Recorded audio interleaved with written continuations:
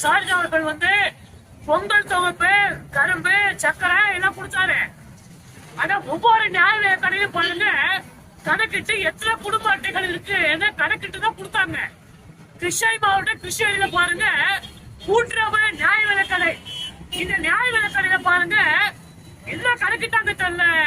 ஒரு 300 கரும்புங்க, 300 கரும்ப அத குடும்ப அட்டைதாரர்களுக்கு தராம நடு ரோட்ல வீசிட்டு போயிருக்காரு அந்த விற்பனையாளரு, நியாய விலை கடை விற்பனையாளரு.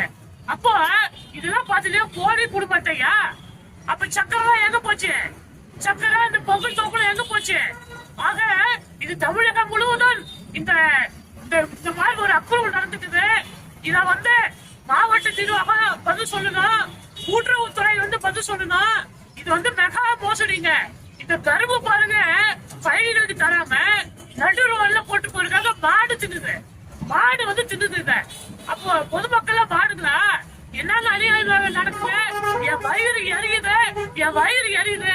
இதுல மக்களுடைய வரி பணம், ஏன் வரி பணம்? இத தமிழக முதலமைச்சர் இனி வரை காலையில இலவசம் கொடுக்காதீங்கன்ற யாரையா கேட்டது?